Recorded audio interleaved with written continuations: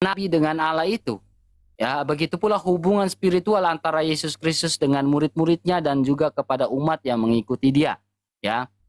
Nah, kita percaya Allah itu Esa. Kita percaya itu. Tidak ada orang Kristen yang mempercayai Allah itu bukan Esa. Ya. Tetapi orang Kristen mempercayai Allah itu Esa. 1 Korintus pasal 8, ya, ayat 4 sampai 6. Ya, kita memiliki satu Allah saja dan kita memiliki satu Tuhan saja, yaitu Kristus. Ya, Allah itu sesembahan kita. Ya, Tuhan itu adalah gelar, ya. Gelar, ya, gelar, ya. Nah, sekarang teman-teman, ya, Tritunggal itu seperti apa sih? Ya, Tritunggal itu bukan bicara tentang tiga Allah, bukan. Tidak ada Tritunggal bicara tentang tiga Allah, tidak. Ya, Tritunggal itu bicara tentang satu Allah dan bagaimana Allah menyatakan diri, memperkenalkan diri kepada manusia. Itu Tritunggal. Ya, Allah yang tak terbatas, yang tidak bisa dipikirkan oleh akal manusia. Ya. Lalu kalau Allah tidak bisa dipikirkan dengan akal manusia, maka dari itu Allah yang datang memperkenalkan diri kepada manusia tentang siapa dirinya. Makanya kita melihat Tritunggal dalam karya penyelamatan, Tritunggal dalam kebagaimanaan dia, dan Tritunggal adalah Allah yang Esa. Tritunggal sudah pasti Esa. Ya, Tritunggal tidak mungkin tidak Esa, teman-teman. Sudah pasti Esa. Ya, sudah pasti Esa. Nah, sekarang kita percaya Bapa dan Putra dan Roh Kudus. Ya, Bapa dan Putra dan Roh Kudus. Apakah Yesus mengajarkan itu? Mengajarkan itu juga. Ya. Matius pasal 28. Jadikanlah semua bangsa muridku dan baptislah mereka dalam nama Bapa dan Putra dan Roh Kudus. Apakah di dalam Taurat Musa mengajarkan demikian? Mengajarkan demikian juga. Ya. Kejadian 1 ayat 1. Sebelum Allah menjelaskan tentang bagaimana tentang penciptaan yang dia lakukan, sebelum dia melakukan segala sesuatu, dia terlebih dahulu memperkenalkan diri dalam Kejadian 1 ayat 1, ayat 2 dan ayat 3. Pada mulanya Allah menciptakan langit dan bumi. Berfirmanlah Allah. Ya, roh Allah melayang-layang. Nah, tiga hipostasis ini, tiga substansial ini, ya, disebut sebagai Allah yang Esa di dalam Ulangan pasal 6 ayat 4. Sema Yisrael Adonai Eloheinu Adonai Ehad. Ya, Yesus pun mengajar Bapa, Putra dan Roh Kudus. Disebut sebagai Allah yang Esa. Markus pasal 12, Allah yang Esa. Ya, Allah yang Esa. Jadi kita memahami dengan baik hal itu. Ya, jadi Tritunggal bukan bicara tiga Allah, tidak ada. Tiga pribadi bukan berarti tiga Allah. Ya, tiga pribadi bukan tiga Allah. Tapi tiga pribadi adalah bagaimana cara tiga hipostasis, tiga substansi, bagaimana Allah menyatakan diri kepada manusia. Itu hal yang paling penting, hal yang paling mendasar di dalam kekristenan. Nanti kita akan menjelaskan lebih detail. Jikalau ada pertanyaan-pertanyaan dari Ustadz Yusuf PI terkait hal ini, teman-teman. Jangan lupa Bang RK, teman-teman, ya. Untuk share-share live ini, teman-teman, ya. Tap-tap layar dan share-share live-nya, teman-teman, ya. Satu orang 5 kali share, teman-teman. Ya, dan juga repost ulang live ini. Love Orange bagi ada yang punya satu koin atau apa, di Love Orange kan saja, teman-teman, ya. Silakan Pak Ustadz, ya, waktu dan kesempatan sisa 17 detik, ya, saya akan persilakan Pak Ustadz untuk menyampaikan bagaimana kealahan yang diimani oleh teman-teman atau saudara-saudara kita yang Islam. Silakan Pak Ustadz, tafadhol. Kayak Islam-Islaman dia ya. Pakai peci pula sekarang. Tapadol katanya, tapadol. Panadol kali. Oke, Ustaz. Ya, silakan. Assalamualaikum warahmatullahi wabarakatuh. Ya kawan-kawan semuanya dimanapun berada di YouTube ataupun yang di live streaming saya ya. Saya lebih awal malam hari ini live streaming ya karena punya janji dengan RK gitu ya teman-teman semuanya. Dan di tempat RK semuanya selamat malam ya. Jadikanlah diskusi kami ini sebagai bahan pembelajaran, penambah wawasan dan edukasi serta ya alat untuk berpikir gitu. Oke? Nah, teman-teman semuanya, di opening ini kita akan menjelaskan dulu bagaimana ketuhanan di dalam agama Islam. Ya sebenarnya ketuhanan di dalam agama Islam itu kita pun sudah mengetahui bersama, udah finish gitu ya. Cuma kalau kita bahas ini memang sangat lebar gitu, sangat lebar temanya. Banyak dalil yang dapat kita ambil untuk membahas tentang masalah ketuhanan ini. Contoh di Al-Quran. Kita lihat sifat-sifatnya seperti apa Allah Subhanahu wa Ta'ala. Pertama, kita mengutip di Quran surah Al-Ikhlas. Faqalallahu ta'ala, a'udzu billahi minasyaitonir rajim. Bismillahirrahmanirrahim. Qul huwallahu ahad. Katakanlah Allah itu esa. Jadi nggak ada dikatakan Allah 3 dalam 1 di Al-Quran ya. Karena ada penolakan terhadap konsep yang tri gitu ya. Yang Tritunggal 3 dalam 1. Di mana ayatnya? Di dalam Quran surah Al-Maidah ayat 73. Laqad kafaral ladzina qalu innallaha salisu salasa. Sungguh telah kafirlah orang yang mengatakan bahwa Allah 3 dalam 1. Ya, jadi Allah itu esa, bukan 3 dalam 1. Ayat kedua dari Al-Ikhlas, Allahus Somad. Allah itu tempat bergantung seluruh makhluk. Bukan yang digantung oleh makhluk ya. Ingat tuh. Bukan yang digantung oleh makhluk. Dia tidak bergantung dengan makhluknya. Yang ketiga, lam yalid wa lam yulad. Dia tidak beranak dan tidak pula diperanakan. Yang beranak atau diperanakan itu adalah makhluk. Walam yakul lahu kufuwan ahad. Dan tidak ada setara dengan dirinya. Artinya apa? Pemikiran kita begini Allah, begitu Allah. Kita hayalkan, oh seperti ini Allah. Allah duduk di atas langit seperti pakai kursi di atas arsy kayak gitu. Itu bukanlah Allah Subhanahu wa Ta'ala.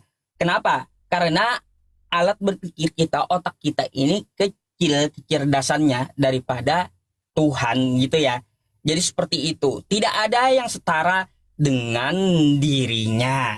Terus kalau kita lihat sifat yang lain, Quran surah Al-Baqarah ayat 255 tuh ya, ayat kursi. Allahu la ilaha illa huwal hayyul qayyum la ta'khudhuhu sinatun wa la naum. Dia mengurus makhluknya dan tidak tidur, tidak mengantuk. Jadi kalau ada Tuhan ketiduran, ya bukan Tuhan, ya bukan Tuhan. Itu. Terus sifatnya seperti apa? Laisa kamitslihi syai' wa huwas samiul basir. Dia berbeda dengan segala sesuatu. Beda dengan segala sesuatu. Artinya apa? Dia itu apa yang kita ketahui, apa yang kita lihat, itu bukanlah dia. Ya, karena ilmu Allah itu meliputi langit dan bumi. Oke? Ya teman-teman. Terus sifatnya juga la tudrikuhul absar. Al-An'am ayat 103. Tidak dapat dilihat dengan kasat mata. Jadi kalau ada Tuhan itu nongol, berarti Tuhan-Tuhanan. Kan kayak gitu. Nah terus ya teman-teman semuanya, selain masalah tidak dapat dilihat, dia juga adil. Itu namanya Tuhan. Ya, kita harus sepakati dulu ya bahwa Tuhan itu maha adil. Quran surah At-Tin di ayat terakhir. Alaihissallahu bi ahkamil hakimin. Bukankah Allah adalah hakim yang adil? Oke? Jadi maha adil itu perlu ditarik kita gariskan gitu untuk masalah ketuhanan ini. Nah, RK berpaham Tritunggal. Maka dari itu mari kita uji coba ya dengan kawan-kawan kita di luar agama Islam. Sifat Tuhan itu kita sepakati dulu seperti apa gitu ya.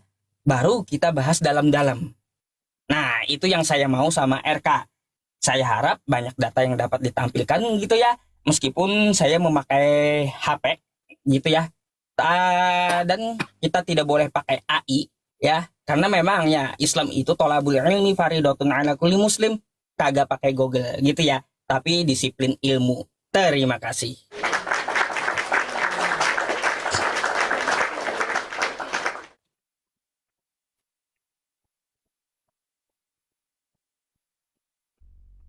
Oke. Baik.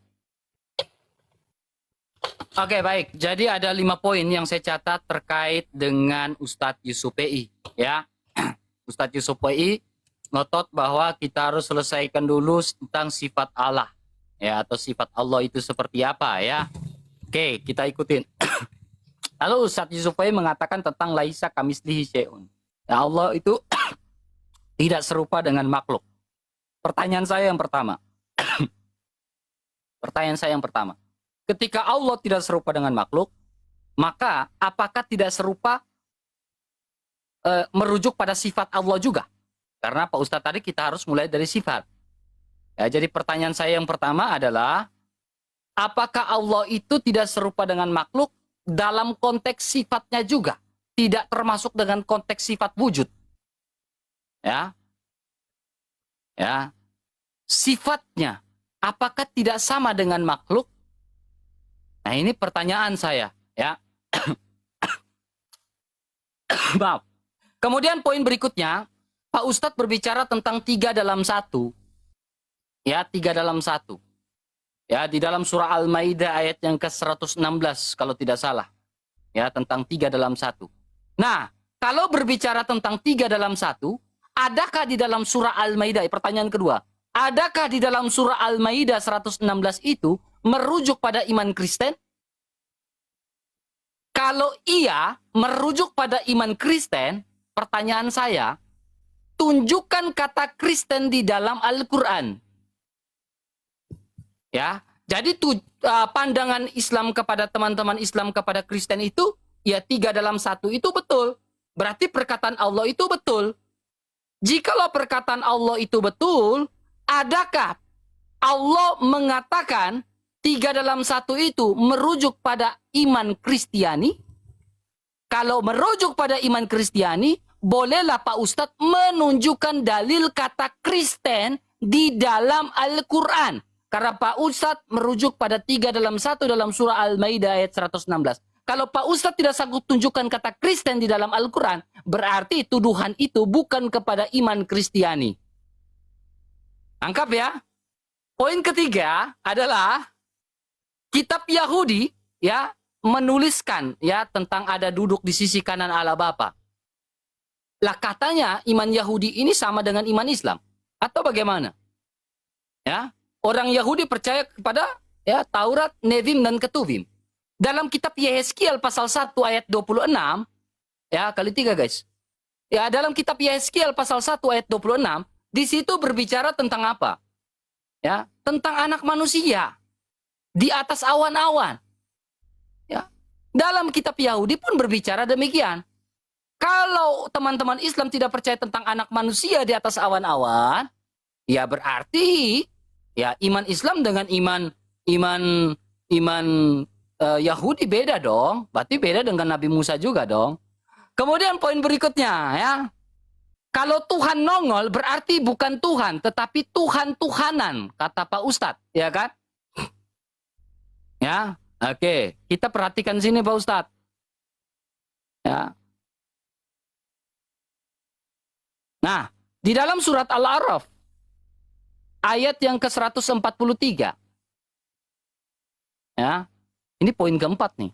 Ketika Musa datang untuk bermunajat, pada waktu itu telah kami tentukan selama 40 hari dan Tuhan telah berfirman langsung kepadanya. Dia berkata, ya Tuhan, tampakkanlah dirimu kepadaku agar aku dapat melihat engkau. Dia berkata, engkau tidak akan sanggup melihatku. Namun, lihatlah gunung itu jika ia tetap di tempatnya. Seperti sedia kala. Niscaya engkau dapat melihatku. Maka, ketika Tuhan menampakkan keagungannya pada gunung itu hancur, lulu dan Musa pun jatuh pingsan. Pertanyaan saya gini, gunung mana yang hancur ketika ditampakkan oleh Allah? Ya, kalau Allah menampakkan diri, suruh lihatlah gunung itu, lalu gunung itu tampak hancur, pertanyaannya, gunung mana yang hancur pada saat itu ketika Allah menyatakan diri? Ya, apakah betul Tuhan-Tuhanan? Silakan buktikan. Kemudian Pak Ustadz, ya poin kelima yang saya catat dari Pak Ustadz, ya, poin kelima yang saya catat dari Pak Ustadz terkait Allah itu Esa. Allah itu, pertanyaan saya, Allah itu Esa atau Allah itu Wahid? Apakah Wahid dan Esa itu sama? Silakan jelaskan secara gramatikal. Ya. Kembali Pak Ustaz. Oke.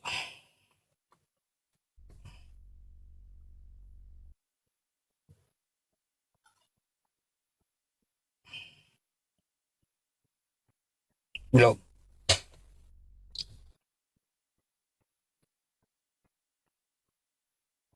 Ya, Oke. Pertama-tama saya catat dari RK ini ya teman-teman, apakah sifatnya tidak sama dengan makhluk? Ya, jelas tidak sama. Ya, tidak sama. Mukhalafatul lil hawadis, dia tidak sama dengan makhluknya. Tidak sama. Oke, itu jawaban yang tegas dari pertanyaan RK. Terus dari Al-Maidah 73, bukan 116 ya. Laqad kafarol ladzina qalu innallaha salisu salasah, itu Al-Maidah 73. Sungguh telah kafirlah orang yang mengatakan bahwa Allah 3 dalam 1. 3 dalam 1 itu yang dimaksud apakah Kristen atau bukan, kata RK. Ya, mari kita lihat ya teman-teman semuanya di tafsir nih ya. Saya punya tafsirnya. Nah, sabar, saya akan tunjukkan.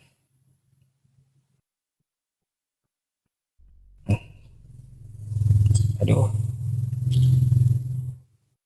Nih. Kawan-kawan semuanya dapat kita lihat di sini ya. Yang dimaksud 3 dalam 1 itu apa sih? Nih. Yang dimaksud 3 dalam 1 itu adalah Bapak, Anak, dan Roh Kudus. Ya. Sungguh telah kafirlah orang-orang Nasrani yang menyatakan bahwa Allah itu terdiri dari 3 unsur. Oke? Bapak, Anak, dan Roh Kudus. Tapi secara tekstual diminta RK ya, yang diminta RK tertulis tekstual di Al-Qur'an kosakata Kristen. Ingat ya, tertulis di Al-Qur'an kosakata Kristen. Ini pun menjadi sayembara saya dari dulu. Carikan kosakata Kristen di Al-Qur'an, jika dapat ku kasih 10 juta. Kan gitu. Karena apa? Karena apa? Karena Al-Quran itu tidak meniru kitab Kristen. Makanya RK pun tahu ya, berarti bahwa tidak ada kosakata Kristen itu di dalam Al-Quran. Gak ada. Yang ada hanya Nasrani. Nasrani dengan Kristen itu beda. Makanya nggak usah ngotot Kristen ada di Arab. Nggak ada, Kristen itu nggak ada, cuma Nasrani gitu ya. Nah gitu ya, biar pintar gitu pengikutmu RK ya. Terus aku mau bertanya RK tentang masalah ketuhanan ini dari Tritunggal yang kau jelaskan tadi ya.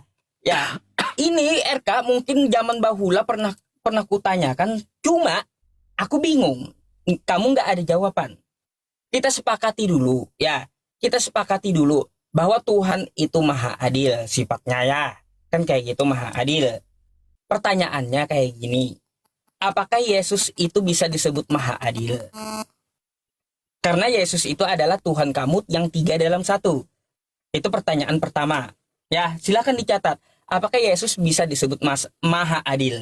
Yang kedua, ya RK, dari Tritunggal itu, ya 3 dalam 1 itu, mereka hakikatnya satu, kata kalian. Kan seperti itu.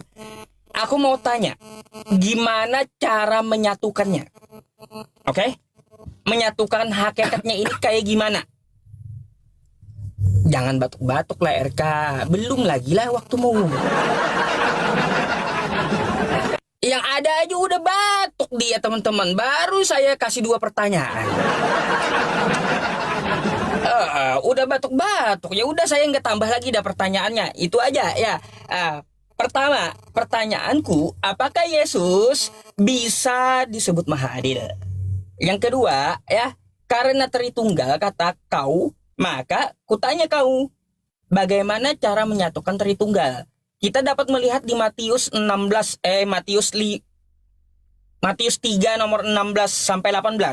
Di situ kan dikatakan ada Yesus di Sungai Yordania, terus ada ini Roh Kudus berbentuk merpati, dan ada suara dari sorga. Nah, ketiganya adalah satu, kata RK. Kalau satu, gimana cara menyatukannya? Ya, saya harap bisa dijawab dengan dalil. Ya. Apakah disatukannya itu nanti 3-3-nya diikat pakai lem, kan kayak gitu? Atau kayak kopi itu ya, dikocok-kocok 3 dalam 1 jadinya gula, kopi sama air, kan kayak gitu. Kalau kopi kan jadi kopi kan ada campurannya, kita tahu jelas. Kan kayak gitu ya teman-teman. Nah, Tuhannya RK kayak gimana cara menyatukannya? Silahkan. Baik, ya. Korintus 5 ayat 10. Sabar, Ustaz. Buka data dulu ya.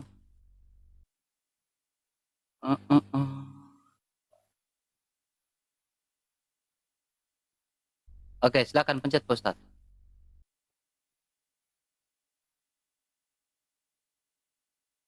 Oke, ya. Jadi ada beberapa poin yang saya catat dari Pak Ustadz ya. Ya. Jikalau Pak Ustadz mengatakan, ya poin pertama, ya Pak Ustadz tidak menjawab pertanyaan saya nih. Ya, Allah itu Esa atau Allah itu Wahid? Kalau Allah itu Esa, apa perbedaan Esa dengan Wahid di dalam gramatikal? Pak Ustadz tidak jawab tuh. Ya, tidak jawab tuh pertanyaan saya. Ya. Kemudian terkait 3 dalam 1, ternyata benar.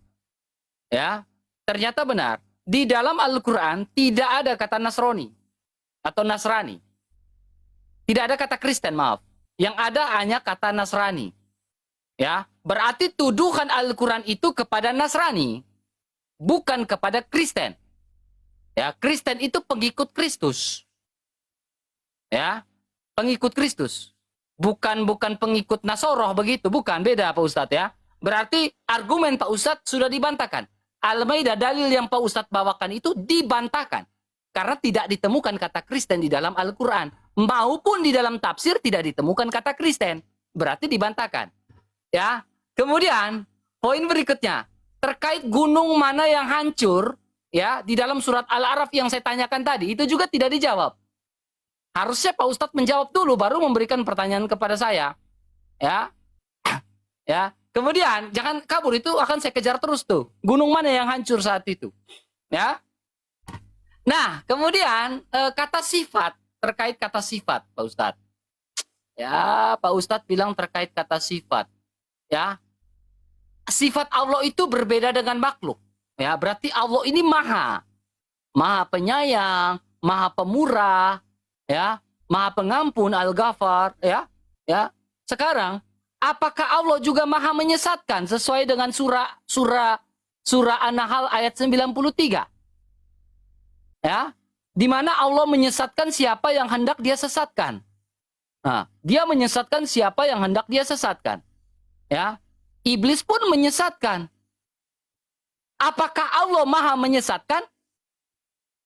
Ya kan? Nah, gitu itu. Laisa kamitslihi syai'un. Iblis pun menyesatkan manusia. Ya, tetapi apakah Allah juga menyesatkan? Atau maha menyesatkan? Itu pertanyaan, Pak Ustadz. Itu pertanyaan. Ya, itu pertanyaan ya. Kemudian poin berikutnya terkait Pak Ustadz tanya, bagaimana cara menyatukan ya Bapa, Putra dan Roh Kudus? Saya memberikan sebuah analogi yang sangat ringan, yang mudah dimengerti oleh Pak Ustadz dan juga teman-teman. Analogi yang ringan itu apa? Pak Ustadz punya tubuh, Pak Ustadz punya jiwa, Pak Ustadz punya roh. Bagaimana cara melepaskan? Bagaimana cara menggabungkan? Ya, bagaimana cara menggabungkan tubuh, jiwa dan roh? Dan bagaimana cara melepaskan itu? Apakah Pak Ustadz melihat bagaimana cara menggabungkan ketik tubuh dan jiwa dan roh, dan bagaimana Pak Ustadz tahu bagaimana tubuh dan jiwa roh itu dilepaskan? Ya, apa perbedaan roh dan jiwa itu seperti apa? Tolong dijawabkan sesuai dengan dalil Al-Quran. Ya, ya, ya ini logika nih, logika berpikir ya, logika berpikir. Nah, terkait itu saya akan membuka sebuah dalil ya. Terkait sebuah dalil di dalam 1 Yohanes pasal 4 ayat yang ke-8. Ya. Ini tentang hipostasis dari ketiganya yang tidak bisa terpisahkan dan tidak bisa dilepaskan. Ya. Nih. Barang siapa tidak mengenal Allah, ia tidak mengasihi Allah, sebab Allah itu kasih. Ya. Allah itu kasih. Ya. Bapa, Putra dan Roh Kudus adalah Allah yang esa dan Allah yang kasih. Ya. Bagaimana cara melepaskan Allah? Bapa firman-Nya. Ya, bagaimana cara melepaskan firman Allah dari Allah? Ya, Pak Ustadz pasti belajar tentang mutakaliman, Allah maha berkata-kata. Ya, berarti maha berkata-kata itu berasal dari Allah. Ya, berasal dan diam bersabar Allah. Kekal gak? Kekal. Sekarang mutakaliman yang kekal itu, bagaimana cara melepaskan dari Allah? Coba. Ya, mutakaliman yang kekal itu, bagaimana caranya melepaskan dari Allah? Ya, 99 nama baik Allah itu bagaimana cara melepaskan dari Allah? 20 tauhid itu, ini kan kita 3, kalian kan 20. Nah, 20 tauhid itu bagaimana cara melepaskan dari Allah? Bisakah dipisahkan 20 tauhid atau 99 asmaul? Silakan jawab, Pak Ustadz. Ya. Gunung yang hancur itu dari mana tuh? Silakan, Ustadz.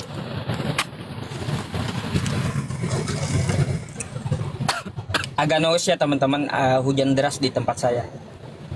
Enggak berisiko. Aman, bro. Silakan. Oke, baik. Ya, untuk masalah gunung saya tinggalkan dulu, tidak akan saya jawab karena itu lepas dari tema, gitu ya. Itu masalah gunung yang diributkan, bukan masalah konsep ketuhanan. Ya, jadi sorry, saya nggak akan jawab itu. Tinggalkan pertanyaan gunung. Nanti malah kita bahas gunung pula, bukan bahas ketuhanan, oke? Ya. Terus dari perkataan RK tadi ya, saya jawab lagi tentang masalah apakah sifatnya tidak sama dengan makhluk, kan udah jelas. Beda. Ku bilang beda. Beda. Nggak sama dia dengan makhluk. Gitu. Terus ya, kata RK di Kristen. Di Kristen beda dengan ada yang di Al-Quran konsepnya. Yang tertuduh 3 dalam 1 itu. Tadi aku sampaikan kepadamu. Ya. Yang dimaksud 3 dalam 1 adalah Bapa, Anak, dan Roh Kudus. Itu paham siapa? Nasrani. Boleh. Tapi kalaunya paham Kristen juga, ya berarti kena juga. Kan kayak gitu. Yang penting 3 dalam 1 pahamnya. Itu makanya mencakup salisu salasah itu. Berpaham 3 dalam 1. Ingat tuh RK. Terus kata kamu, ya kamu balik bertanya samaku. Bagaimana tuh? Ya bagaimana katanya cara memisahkan Allah dengan sifatnya. Lalu kau mau membalikkan pertanyaanku dari 3 dalam 1 itu. Gini RK. 3 dalam 1 itu kan 3 pribadi yang berbeda. Bukan 3 sifat yang berbeda. 3 pribadi yang berbeda. Kalau Allah dengan mutakalimannya nggak bisa dipisahkan. Nggak bisa. Allah dengan mutakaliman nggak bisa dipisahkan. Allah dengan bakonya nggak bisa kekekalannya. Allah dengan mukhalafatul lil hawadisnya nggak bisa. Karena itu sifat. Beda dengan Tritunggal. 3 dalam 1. 3 pribadi dalam 1. 3 pribadi ini gimana cara nyatuinnya? Itu yang kutanya. Kalau 3 pribadi itu kan berbeda. Udah 1, 2 RK, ada 3 dengan orang lain. Kan kayak gitu. Gimana cara mengikat kita semua jadi 1? Kalau berbicara, Yusuf itu ada telinga, ya jelas. Yusuf itu ada mulut, ya jelas. Tapi kalau Yusuf, RK, Ahmad digabung jadi 1, itu kayak gimana? Nah kayak gitu ya. Jadi kau harus bedakan dulu yang mana sifat Tuhan, yang mana pribadi, hakikat gitu. Kalian itu Tritunggal adalah hakikat, bukan pribadi. Sifat dari Allah wujud qidam baqa mukhalafatul lil hawadits qiyamuhu bi nafsihi wardaniyat qudrat iradat ilmu hayat samar basar kalam qadiran muridan. Itu sifat. Sifat itu melekat kepada zatullah. Oke? Nah, yang kutanyakan, kalau Tritunggal itu pribadi. 3 dalam 1. Bapa, Putra, dan Roh Kudus. Ini gimana cara menyatukannya? Makanya kalau kau tanya Yusuf, Yusuf itu ada mata, dia melihat, ya dia mendengar, terus dia berbicara, ada mulut. Kan kayak gitu. Wajar, betul, gak bisa dipisahkan Yusuf dengan telinganya. Karena bagian dari Yusuf, gitu. Nah, kan kayak gitu. Nah, sekarang Tuhanmu ini kayak gimana menyatukannya? Ada putra 1 di sungai, bentuknya manusia. Yang kedua itu ada di langit, bentuknya merpati. Kan beda udah manusia dengan merpati. Yang ketiga nggak ada bentuknya, bentuk suara. suara dari sorga. Ini gimana menyatukan tiga bentuk yang berbeda ini? Ya tolong dijelaskan gitu ya. Terus kamu kagak ini juga, kagak menjawab pertanyaanku. Yesus apakah bisa maha adil? Dan RK ya kumohon, selain Musa tadi, ya gunung tadi, apalagi pertanyaanmu gitu tadi? Ya, kurasa semua terjawab. Tadi kan ada 5, ya ada 5 pertanyaanmu. Oh, kosakata wahid dan ehad. Kan kayak gitu. Wahid dan ahad. Apakah beda? Satu untuk bilangan, satu bukan. Wa ilahukum ilahu wahid. Wahid itu esa. Qul huwallahu ahad. Ahad itu esa. Tapi kalau wahid itu bisa digunakan untuk bilangan. Nomor 1, 2, 3. Wahidun 1, isnani 2, salah satu 3. Nah, kayak gitu. Oke? Jadi wahid atau ehad. Wahid itu 1. Ehad atau ahad itu adalah esa. Gitu.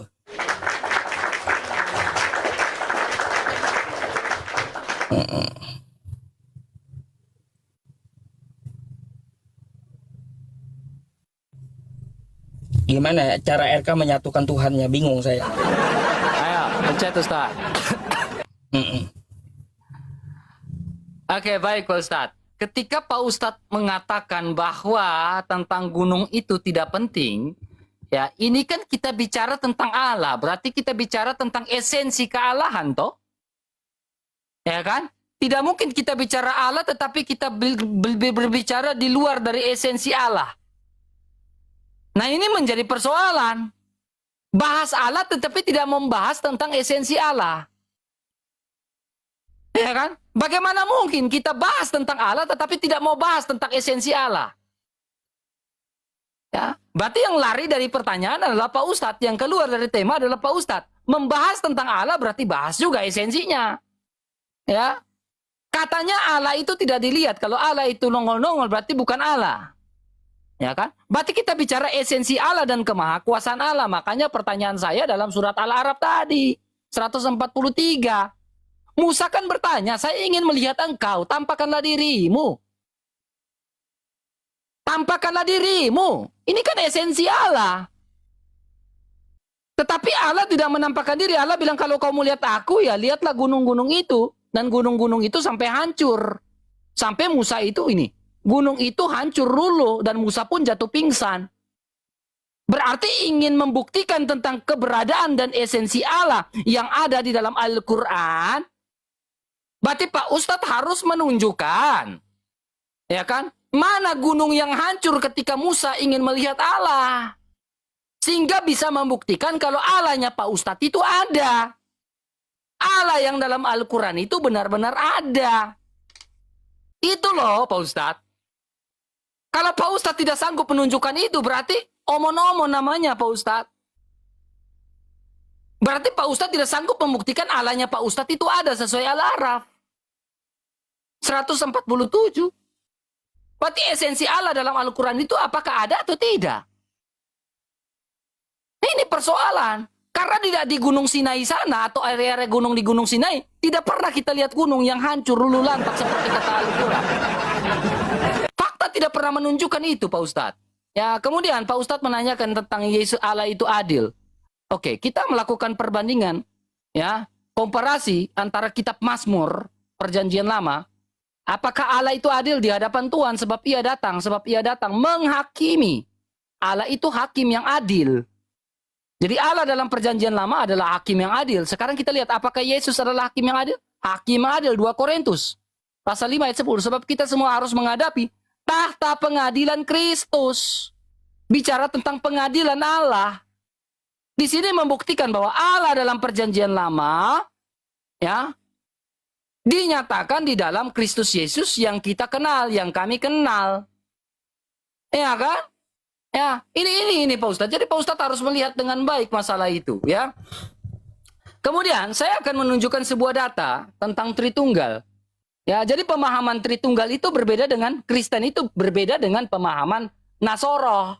Beda. Coba Pak Ustadz tunjukkan pemahaman Nasrani kepada saya, lalu kita lakukan perbandingan dengan ajaran Kristen seperti apa. Kalau Pak Ustadz tidak tunjukkan pemahaman Tritunggal Nasrani kepada saya, berarti Pak Ustadz omon-omon, ya. Ini data saya ya, dalam buku Fides ya. Ya, ISBN ya. Ini bicara tentang apa? Menerjemahkan tentang kata prosopon, tentang kata pribadi. Pribadi itu bukan bicara tiga Allah, tapi bicara tentang prosopon. Prosopon itu apa sih sebenarnya? Prosopon itu bicara tentang Allah hadir dan menyatakan diri kepada manusia.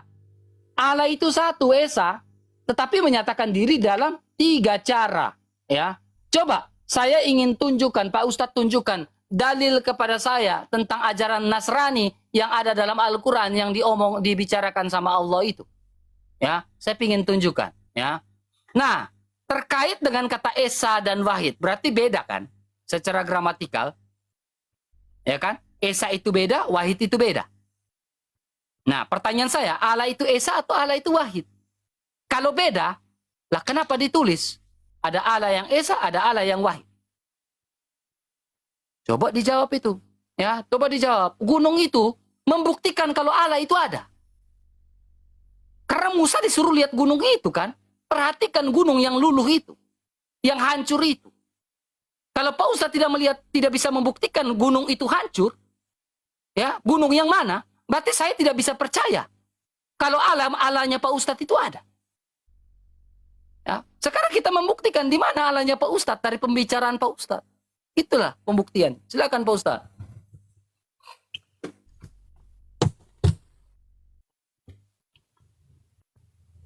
Oke.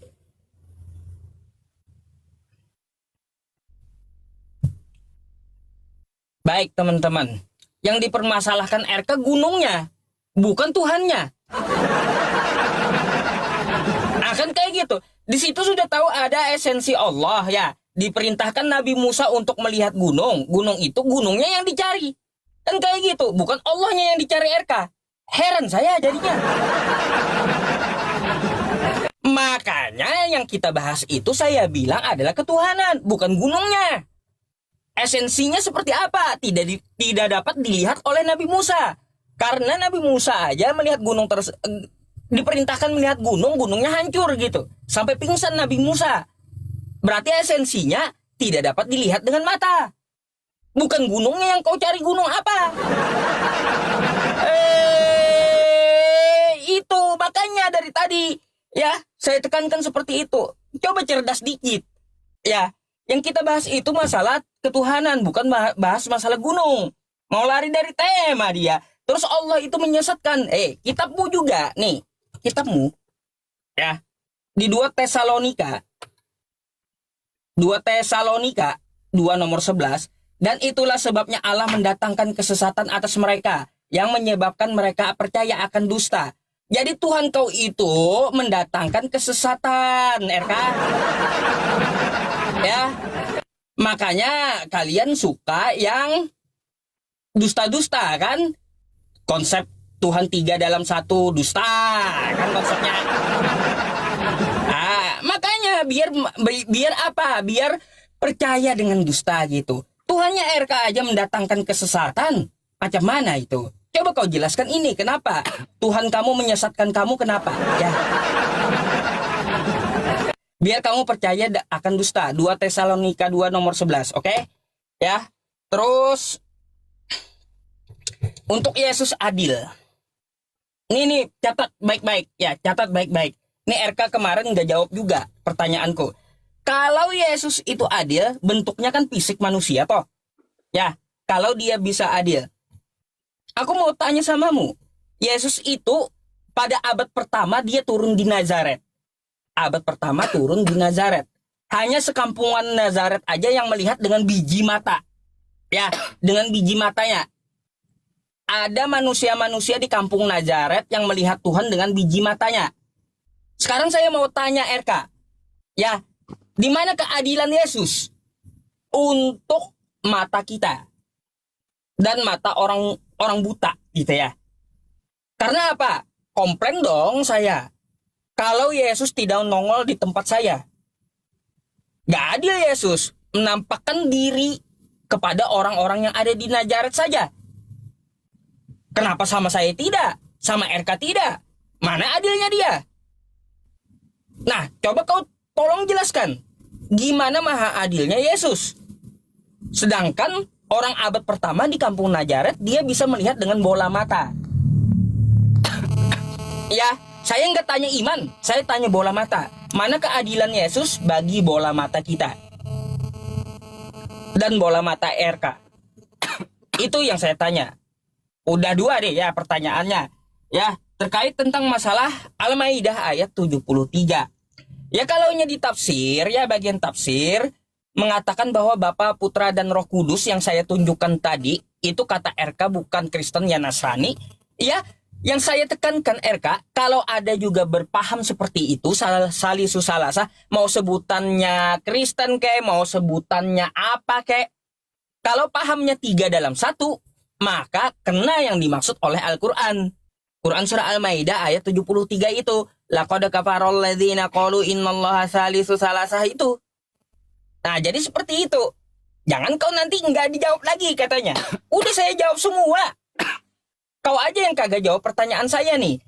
Ya, tadi dia jawab Yesus maha adil. Coba ceritakan maha adilnya Yesus kepada saya. Bagi bola mata saya. Ayo, enak kali Tuhan turun di abad pertama. Hanya di kampung Nazaret saja. Saya nggak bisa lihat Tuhan. Ini Tuhan macam apa?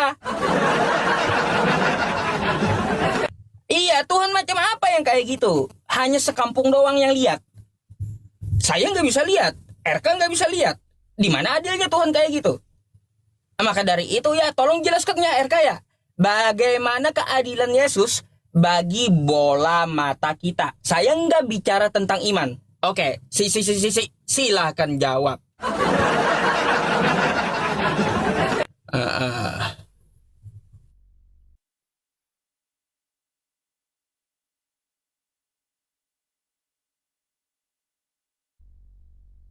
Udah, Kak.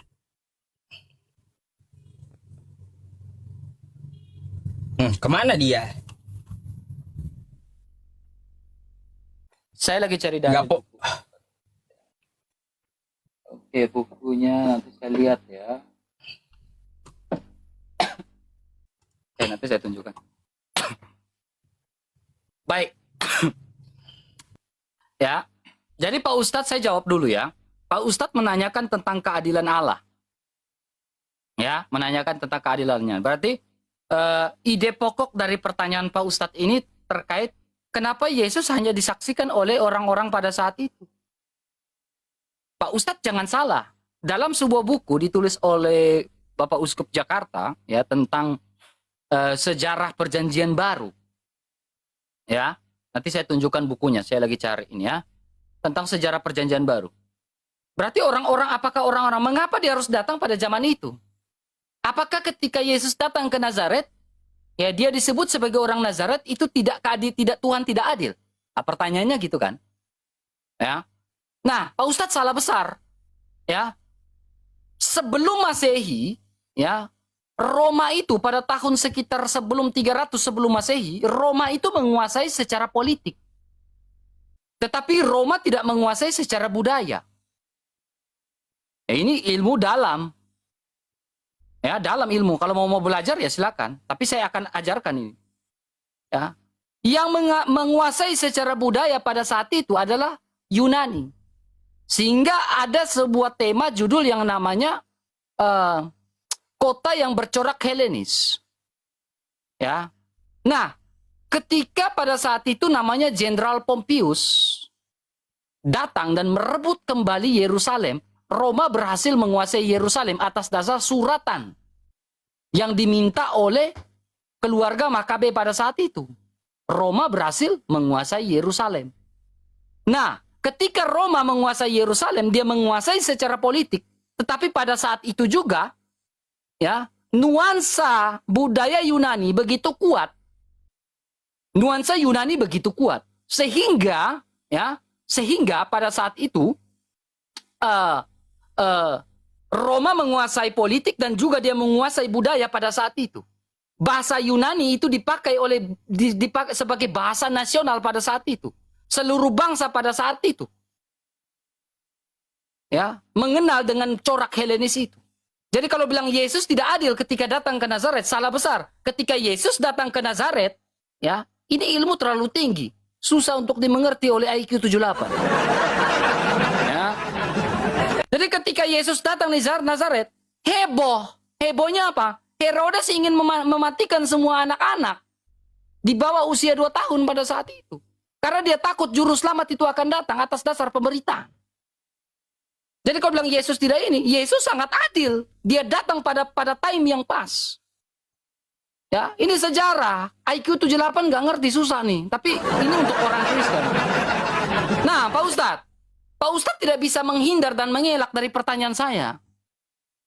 Ya, karena esensi di dalam Al-A'raf 143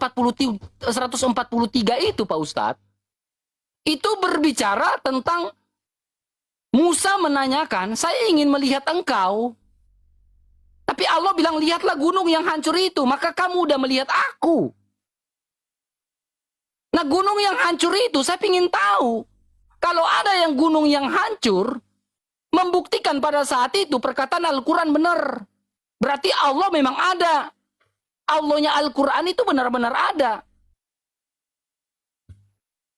Nah, Pak Ustadz tidak bisa kabur karena ini bicara esensi dari pernyataan Allah sendiri dalam Al-A'raf 143. Kemudian Pak Ustadz, ketika Pak Ustadz mengatakan bahwa Allah tidak serupa dengan makhluk, mukalafatul lil hawadis, ya, kan Pak Ustadz, laisa kamisli syai'un. Al-Bukhari 4470. Di sini ada kaki Allah. Makanya tadi di awal saya tanya, Allah tidak serupa dengan makhluk itu dalam konteks apa? Ya, kalau Pak Ustadz mengatakan, ya, ini ada kaki Allah di neraka. Ya, kalau Pak Ustadz mengatakan itu kan kiasan. Apakah Allah dikiasan? Kalau Allah dikiaskan, berarti pertanyaannya, bagaimana dengan laisa kamislihi syai'un? Logikanya di situ. Kaki Allah ada di neraka, Bukhari 4470. Lalu pasti Pak Ustadz bilang itu kiasan. Benar gak? Masakah Allah dikias-kiasin? Patah nggak laisa kamislihi syai'un? Patah nggak qiyamuhu binafsihi? Nah ini logikanya dipakai nih Pak Ustadz. Jangan bengong. Kok kayak bengong gitu Pak Ustadz? Aja.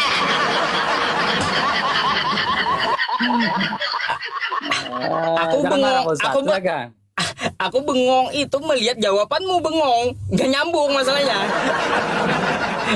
Ya, maklum lah Pak Ustadz, silakan. Iya, yang diminta keadilan tentang Yesus ya, berbicara malah tentang masalah Romawi. Apa hubungannya gitu loh? Makanya aku bengong. Kau jawab apa? Yang kutanyakan itu adalah keadilan dari Yesus untuk mata kita. Kau bicara tentang masalah Kaisar Romawi. Nggak nyambung. Yang kutanyakan mana keadilan Yesus bagi mata kita dan mata kau. Bukan masalah Romawi. Apa Romawi itu? Buang-buang waktu kamu ceritain Romawi. Nggak nyambung sama sekali. Yang saya tanya, orang di Nazaret bisa lihat Yesus ya. Bisa lihat Yesus satu kampung dengan bola matanya. Kan kayak gitu. Nah, sekarang kalau Yesus itu disebut maha adil, mana keadilannya untuk bola mata kita juga? Bola mata kamu, bola mata saya. Mana keadilannya? Itu yang kutuntut darimu. Gimana cara jelasinnya? Ke Romawi jauh kali kau cerita. Aduh, bagaimana keadilannya? Itu yang perlu kau jawab. Bukan Romawi, dongeng sana sini gitu. Terus ya yang saya lihat dari pertanyaan RK tadi ya teman-teman semuanya. Lalu bagaimana dengan laisa kamitslihi syai'un wa huwas samiul basir? Ada kaki itu. Kaki Allah katanya di neraka. Di dalam Islam itu ada ilmu takwil namanya. Ya. Jadi kalaunya Allah mengatakan laisa kamitslihi syai', dia berbeda dengan segala sesuatu. Kalau sebutannya kaki, kenapa? Berarti kalau dia beda dengan segala sesuatu, jangan dipikirkan dengan sama kaki kita, jangan. Beda. Allah itu menjelaskan karena kita mengetahuinya hanya kaki, gitu. Manusia berpikir, manusia punya kaki. Maka Allah jelaskan kakinya di neraka jahanam artinya apa? Kehinaan untuk orang kafir itu dia membenamkan kakinya ke jahanam. Artinya apa? Sehina-hinanya diinjak-injak itu kafir. Maksudnya.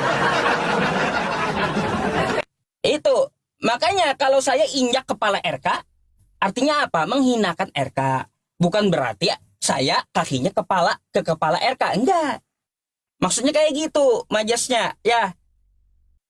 Itu ada ilmu takwilnya. Jadi kehinaan untuk orang-orang kafir yang tidak menyembah Allah.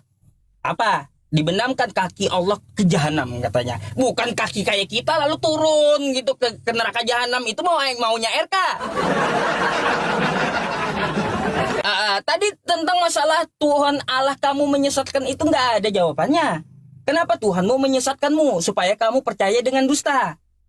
Putar sana putar sini masalah Romawi pula ditanya. Itu ya. Terus untuk masalah gunung, saya percaya kata RK kalau gunungnya ada.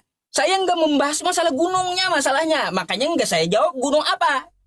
Saya nggak bahas gunungnya, yang saya bahas itu konsep ketuhanan. Cara membuktikan Tuhan ada itu bukan dengan cerita Nabi Musa, tapi dengan mengenali diri kita. Coba RK, ya, dari ujung kepala sampai ujung kaki, siapa yang bikin tubuh kita? Pasti Tuhan. Ya, di mana dia bikin? Di dalam rahim ibu kita, dengan sistemnya, kan kayak gitu. Dia meniupkan ruh ke tubuh kita di rahim ibu kita. Itu buktinya adanya Tuhan membentuk kamu. Quran surah Ali Imran ayat 6. Tuh. Dia membentuk kamu sesuai yang dia mau. Ayo. Kayak gitu cara mengetahui Tuhan. Gak perlu mengetahuinya itu repot-repot ke sejarah Nabi Musa dulu. Mana pecahan gunungnya? Jauh kali. Diri kita aja pikirkan, kita ini dari mana? Adakah saya dulu bikin tangan? Gak ada. Adakah saya dulu bikin kaki? Gak ada. Oh, saya di dalam rahim ibu saya. Keluar diberanakkan. Terus yang bikin kaki saya siapa di dalam rahim? Terus yang bikin mata saya siapa dalam rahim? Kan gak kelihatan. Kenapa saya jadi berbentuk? Itulah artinya ada yang menciptakan kamu, yaitu Allah Subhanahu wa Ta'ala. Gitu. Jawab tuh ya, jawab keadilan Yesus kayak gimana? Keadilan Yesus itu yang perlu saya tekankan. Silakan. Baik. Baik.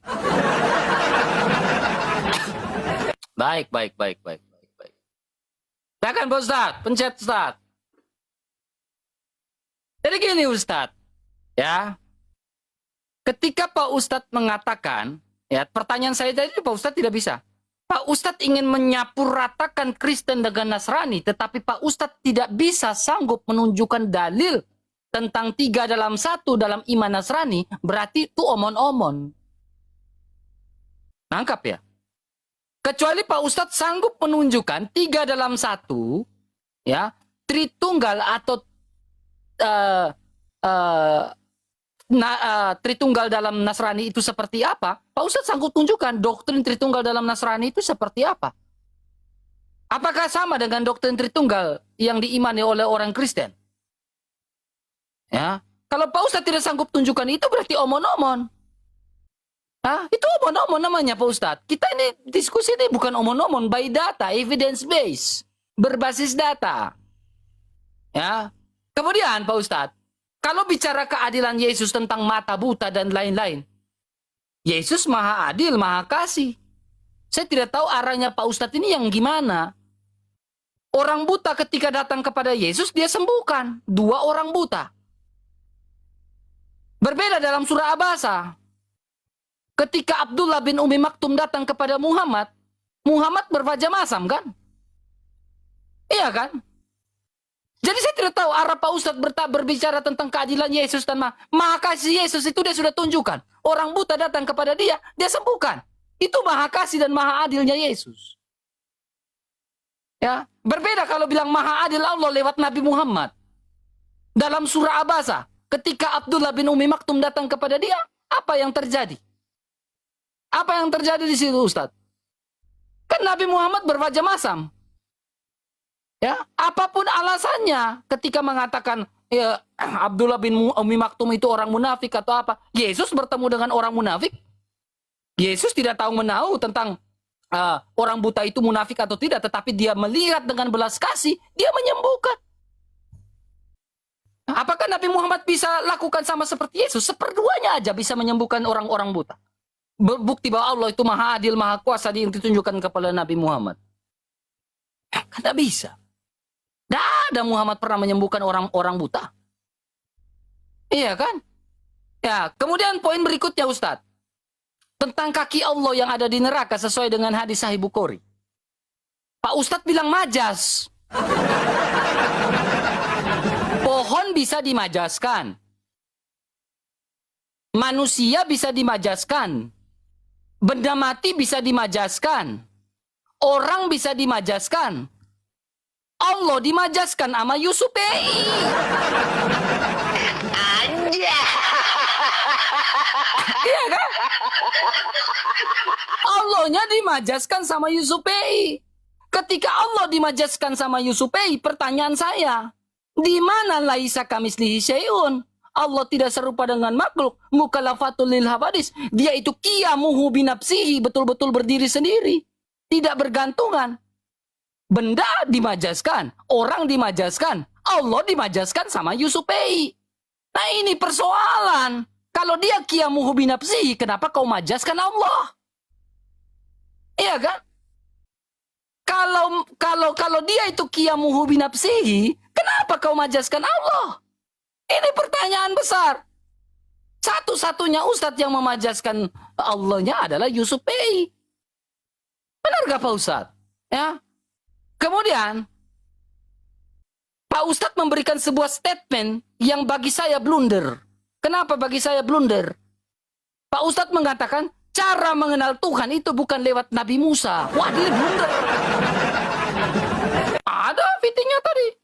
Cara mengenal Nabi Musa itu bukan lewat, cara mengenal Tuhan bukan lewat Nabi Musa.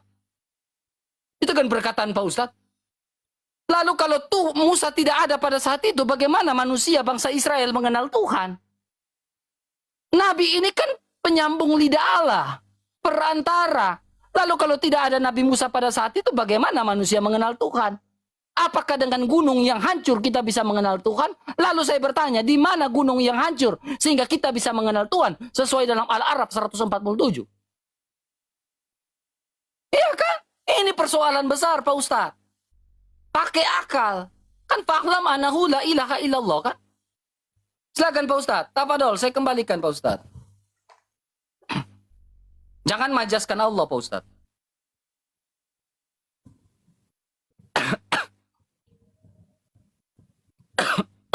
Nggak jelas sih. Gak jelas, bantah aja Ustadz. Silakan Ustadz. Aku heran kamu itu ngomong apa nggak jelas gitu loh. Kamu kesana kemari tentang masalah laisa kamislihi dan majas. Ilmu takwil itu ada RK dalam Islam. Ada namanya ilmu takwil, bukan saya yang memajaskan. Gimana sih? Memang ada disiplin ilmunya, ilmu takwil itu ada dalam Islam. Kok saya yang memajaskan? Kocak kali kau itu. Heran. Terus tadi katanya Nabi Muhammad tidak menyembuhkan orang buta. Nabi Muhammad menyembuhkan orang buta nih. Ya. Kenapa pula kau sampai ke sini pembahasannya? Yang dibahas ketuhanan malah dibahasnya Nabi Muhammad. Suatu ketika aku melatih kudaku, tanpa kudaku sengaja kakiku menginjak telur ular. Mata ular tersebut menyengat mataku. Kemudian Rasulullah meniup kedua matanya dan dia langsung bisa melihat. Apa? Nabi Muhammad itu bisa menyembuhkan orang buta. Lalu ngapain kau bahas-bahas abasa? Bukan. Bukan RK ya. Bukan yang permasalahannya orang buta kagak. Yang kupermasalahkan itu kalau kata kamu Yesus itu maha adil ya. dia nongol sama manusia di zaman pertama, di abad pertama, maka dia juga harus nongol dari zaman Nabi Adam sampai kiamat nanti. Nongol di depan mata kita semuanya. Baru itu bisa disebut Yesus yang adil. Bukan bahas masalah orang buta. Kesana kemari. Orang di Nazaret, satu kampung dulu di abad pertama, satu kampung lihat Tuhan dengan fisiknya, dengan bola mata. Yang kutuntut samamu, mana keadilan Yesus untuk bola mata kita? Kok malah bahas orang buta? Heran, makanya saya bingung teman-teman. Apa ya yang disampaikan RK dari tadi gitu? Yang ditanya apa, dijawab apa? Yang kutanya mana keadilan Yesus untuk bola mata kita? Kalau Yesus itu adil, sejak zaman Nabi Adam, dia udah nongol depan Nabi Adam sampai seluruh manusia kiamat nanti. Dia nongol di hadapan manusia. Manusia bisa melihat semua dengan matanya. Manusia Yesus bisa dilihat manusia lain. Kan kayak gitu. Kamu bisa lihat, aku bisa lihat. Itu namanya Tuhan yang adil. Karena kita bisa melihat fisiknya semuanya. Nah sekarang ku tuntut mana keadilan Yesus untuk mata kita. Bukan orang buta yang dibahas. Nggak nyambung gitu loh. Dari tadi heran saya apa yang dijawab RK ini. Heran saya teman-teman. Terus untuk masalah Nabi Musa. Katanya tidak perlu tidak perlu mengetahui Tuhan itu melalui Nabi Musa. Kata RK, ya kata RK. RK, nih, aku kasih tahu ya, ada sebuah kaidah, man aropa nafsahu faqad aropa robbahu. Barang siapa mengenali dirinya, maka dia akan kenal dengan Tuhannya. Gak perlu jauh-jauh ke sejarah Nabi Musa. Pandang diri kita dulu siapa. Kan kayak gitu, dari mana kita diciptakan, siapa yang membentuk kita, pikir dulu itu kau. Kau pikir dulu di situ, siapa yang membentuk dirimu? Adakah kau bikin kakimu sendiri, bikin tanganmu sendiri, bikin rambutmu sendiri di dalam perut ibumu? Hah? Ada gitu? Siapa yang bikin tanganmu? Yesus. Alih-alih Yesus, jauh. Jauh Yesus masuk ke perut ibumu bikin kamu.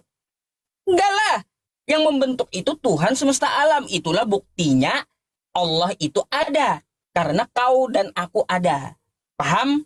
Dia yang membentuk kita. Ngapain ke Nabi Musa nyari Allah? Jauh. Jauh ngapain sampai nyari-nyari gunung-gunung yang pecah pula? Ngapain? Kayak gitu cara mikir di Islam itu. Ngapain? Allah itu ada, sudah pasti ada. Itu kan masalah teofani. Ya, teofaninya. Ketika bersama Nabi Musa. Terus satu lagi nih. Yang kupertanyakan samamu, yang kamu katakan, tunjukkan Nasrani tadi. Nih, Nasrani dengan Kristen, apakah sama? Sama pahamnya. Sungguh telah kafirlah dari kalangan orang-orang Nasrani yang mengatakan sesungguhnya Allah itu paduan tiga hal, yaitu Bapa, Putra, dan Roh Kudus. Sama kan dengan Katolik kau. Jawablah mana keadilan Yesus ya? Baik Ustaz. Selamat Ustaz. Jangan sampai keceplosan blunder lagi nanti ya. Lanjut, pecat. Ya. Aduh, lanjut Ustaz. Belum. Oke. Nah ini, Ustaz. Ya memang ya ternyata maksud Pak Ustadz di situ ya. Tapi saya coba menanggapi. Terkait Nabi Muhammad menyembuhkan mata orang buta Pak Ustadz. Di situ kan orang itu menginjak telur ular. Ya kan? Hubungan menginjak telur ular ini kan pakai kaki. Kenapa bisa lari ke mata Pak Ustadz?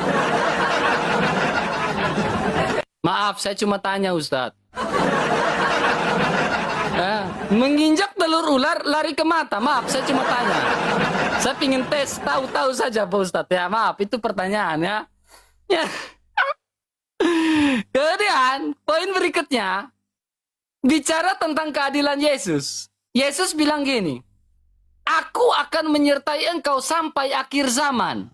Ya, itu kan kata Yesus. Aku akan menyertai engkau sampai akhir zaman. Berarti penyertaan Yesus ini sempurna. Sampai detik ini dia masih menyertai kita. Buktinya apa?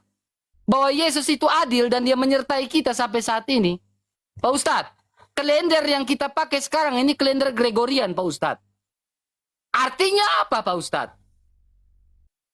Ya, Pak Ustadz, tanggal 25, teman-teman Islam ketika tanggal 25, 26 sampai tanggal 1, itu terima gaji. Itu berarti Yesus bukan saja mengasihi orang Kristen, tetapi mengasihi juga teman-teman Islam. Karena kalender Gregorian itu adalah kalendernya kita Kristen. Jadi, kalau Yesus tidak menyertai umat manusia sampai akhir zaman, maka sampai detik ini kalau mau gajian itu pakai teropong dulu, Ustadz. Keker dulu, Ustadz. Keker. Ini bintang ini sudah sejajar atau belum? Kalau bintang belum sejajar, kalau sampai detik ini, kalau bintang itu belum sejajar, berarti sampai detik ini kau tidak gajian. Gajian bisa lebih cepat, gajian bisa lebih lama. Benar gak, Ustadz? Ini saya diskusi yang sederhana saja ini, Pak Ustadz. Ya, jadi bukti Yesus menyertai manusia sampai akhir zaman, di mana bicara tentang keadilan Tuhan itu. Kalender itu adalah kalender Gregorian. Tanggal berapa hari ini, teman-teman? Ya, kita lihat ini tanggal berapa ini? Hari ini tanggal 1 Februari. Ini kalender Gregorian. Berarti sudah gajian belum, saya tanya? Sudah gajian. Berarti Yesus ngomong benar dong, dia menyertai. Dia adil gak? Adil. Jadi tidak perlu kita pakai keker teropong. Baru lihat, oh ini bintangnya belum sejajar. Kalau bintang tidak sejajar, kau tidak terima gaji. Itu logikanya. Mana Ustadz? Pak Ustadz mau nggak? Saya tanya teman-teman Islam. Kalau di sekarang pakai kalender tidak pakai kalender Gregorian, bagaimana? Benar gak yang saya ngomong? Kalian harus keker-keker dulu. Ini makanya saya bilang pakai gitu. Bukti Yesus itu adil. Dia menyertai manusia sampai kalender pun diperhatikan. Ya kan? Jangan keker Jo. Ketong tidak perlu keker karena kalender Gregorian itu sudah jelas ya, Pak Ustadz ya. Ya. Kemudian Pak Ustadz mengatakan ketika Musa bertemu dengan Allah Subhanahu wa taala itu bicara teofani. Betul Pak Ustadz ngomong tadi gitu. Makanya saya ngakak. Sejak kapan Islam mengajarkan teofani? Kalau Islam atau Al-Quran mengajarkan teofani, mana dalilnya? Teofani itu apa, Pak Ustadz? Sosok ilahi. Katanya Allah tidak serupa dengan makhluk. Kok ada sosok ilahinya? Hanya Kristen yang bisa menjabarkan tentang sosok ilahi atau teofani ini. Ya. Pak Ustadz, keker dulu Pak Ustadz. Keker. Ya. Jadi gitu Pak Ustadz ya. Jadi saya bilang ini, coba Pak Ustadz, itu pertanyaan saya tuh. Pak Ustadz harus pertanggungjawabkan pernyataan Pak Ustadz. Tentang teofani, tentang gunung yang hancur itu tidak dijawab. Itu esensi Allah. Majas. Masa Ustadz Yusuf, seorang kelas Ustadz Yusuf P memajaskan Allah? Kalau pertanyaan saya, ini bukan statement, ini pertanyaan. Kalau Allah dimajaskan, apa bedanya dengan manusia juga dimajaskan? Kalau manusia juga dimajaskan sama seperti Allah, ya, bagaimana dengan qiyamuhu binafsihi? Coba logika. Benar gak yang gue ngomong? Ya, silakan Pak Ustadz.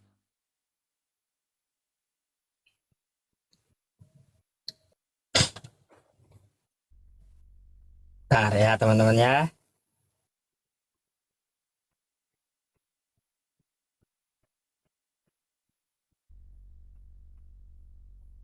Aduh. Saya ketawa lihat jawaban RK teman-teman ya. Yang kita minta itu keadilan, kok dia bahas kalender gitu. Di mana nyambungnya keadilan tuh di mana? Keadilan Tuhan RK yang kutanya, ngapain kau bahas kalender? Tadi bahas Romawi, bahas pula kalender. Apa teman-teman RK ini? Heran saya dari tadi loh. Iya, Tadi dia bawa tentara Romawi, sekarang bahas kalender. Katanya Yesus menyertaimu selama-lamanya, menyertai apa dengan kalender. Maksud RK kayak gitu. Yang kutanya tuh keadilan bagi mata kita. Kau ngapain bahas kalender? Kagak nyambung. Aduh, dari tadi aku berapa kali ku tekankan keadilan untuk mata kita. Karena Yesus menyertaimu, katamu kan kayak gitu, menyertainya seperti apa? Apakah Yesus nongol dengan fisiknya seperti di Nazaret dulu? Nah, kalaunya Yesus itu adil, RK ya, dari zaman Nabi Adam sampai kiamat nanti, dia terus nongol di hadapan setiap manusia. Itu baru dinamakan Tuhan yang adil. Nggak nongol di abad pertama saja. Makanya kau nggak bisa menjelaskan kesana kemari kan, Romawi lah, kalender lah. Nggak, karena apa? Yesus itu nggak bisa adil. Gugur dia sebagai Tuhan karena dia tidak bisa adil gitu. Itu yang dimaksud malah bahas kalender, bahas Romawi. Nggak nyambung sama sekali. Untuk masalah teopani itu bahasaku agar kau mengerti, bukan bahasa dalam Islam. Kan kayak gitu. Karena kalian mengenalnya teopani. Gitu. Biar kau mudah mengerti. Kalau di Islam memang nggak ada teopani. Ngapain? Di Islam itu ilmu takwil. Ya, takwil. Bukan teopani. Jadi kayak gitu, RK nyambung dikit lah. Ya, saya nggak tanya kalender. Yang saya tanya mana keadilan Yesus bagi bola mata kita. Keadilan Yesus bagi bola mata kita. Itu yang kutekankan samamu berkali-kali. Malah bahas Romawi, bahas kalender. Apa coba?